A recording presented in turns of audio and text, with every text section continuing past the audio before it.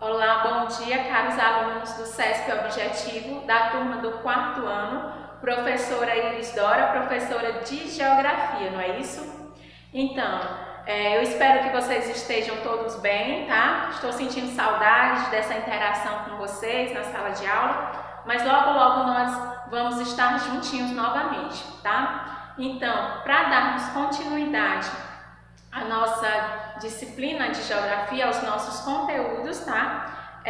Nós preparamos hoje uma revisão do conteúdo das regiões brasileiras, tá certo? Lembrem que eu botei lá no Classroom um vídeo do YouTube, não foi isso? Falando sobre as regiões, coloquei também uma atividade, se não me engano. Eu não sei se foi para essa turma que eu coloquei essa atividade, mas se não for, não tem problema, porque na outra aula a gente vai sim fazer atividades, tá bem? Tá bem? Então, eu vou falar um pouco, né, desse conteúdo das regiões brasileiras e vocês acompanhem comigo aí de casa, tá certo? Então, gente, nós estudamos ao longo do nosso primeiro bimestre, né, que ainda não acabou, estudamos o nosso lugar de localização, estudamos lá no globo terrestre, lembram que a gente estudou o globo terrestre, estudou os continentes, podemos estudar, né, onde nós estamos localizados no hemisfério sul, continente, né, americano, mais especificamente na América do Sul, nosso país, Brasil, tá? Então, nós sabemos, né, que a nossa região, o nosso Brasil, né, região que eu falo no sentido de estar dentro de um planeta, então nós estamos dentro do Brasil, no continente americano, né, América do Sul, e nós sabemos que o nosso país, ele é imenso, né, tem um território aí super extenso. Então tem-se a necessidade, né, de fazer uma divisão regional. O que é essa divisão regional? Dividir o nosso território em regiões. Mas para que essa divisão? Por que todo mundo não fica todos juntos? Essa divisão, gente, ela é feita pelo Instituto Brasileiro de Geografia e Estatística, o IBGE. Já ouviram falar no IBGE? Acredito que sim, não é? Então, o IBGE, ele é o órgão, tá? O órgão responsável por fazer essa divisãozinha aqui, ó, que a gente conhece das regiões, tá? Então, é esse órgão responsável por essa divisão.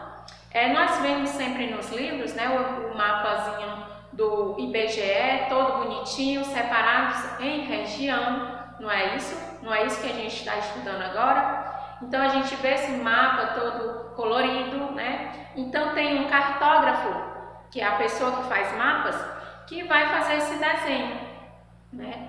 Mas essa divisão que a gente vê hoje nos livros, que tem no livro de vocês, né? Ela nem sempre foi dessa forma, tá? Nos anos de 1913 houve uma divisão, não era essa que a gente conhece hoje. No ano de 1940 teve outra. No ano de 1970 também teve outra. Essa que a gente utiliza hoje, que vem nos livros, ela é de 1990, tá? Que é uma divisão mais atualizada. Professora, mas por que dividir o Brasil em regiões, tá? Imaginem vocês, vamos fazer uma comparação aqui na escola SESP. Vocês veem a escola SESP que ela é dividida em salas de aula, não é isso? Que dentro dessas salas de aula existe as turmas do Fundamental 1, as turmas do Fundamental 2, as turmas do ensino médio. E que dentro dessas turmas nós temos alunos mais avançados, né, que já passaram de ano. Então nós temos a turma do 1º ano, do 2º, do 3º, do 4º, né, e assim sucessivamente. Mas já imaginaram se a escola toda ficassem somente em uma turma? Imaginem aí a confusão que seria para os professores estarem ensinando, para os alunos estarem aprendendo. Então, gente, essa divisão na escola é uma forma de organização. Assim também é com o nosso país. Essa divisão do nosso Brasil em regiões é uma forma de organização, tá? Mas por que essa organização? Porque nosso país ele é administrado, né, por presidentes, por governadores, não é isso? Prefeitos. Então, fica mais fácil, né? Fica mais fácil deles administrarem o nosso país. Mas também tem outros critérios, tá? Que é levado em consideração quando ocorre essa divisão do Brasil, que a gente vai ver também que critérios são esses, tá? Então, como eu já falei, o principal órgão responsável por fazer essa divisão é o IBGE, tá bom? O Instituto Brasileiro de Geografia e Estatística,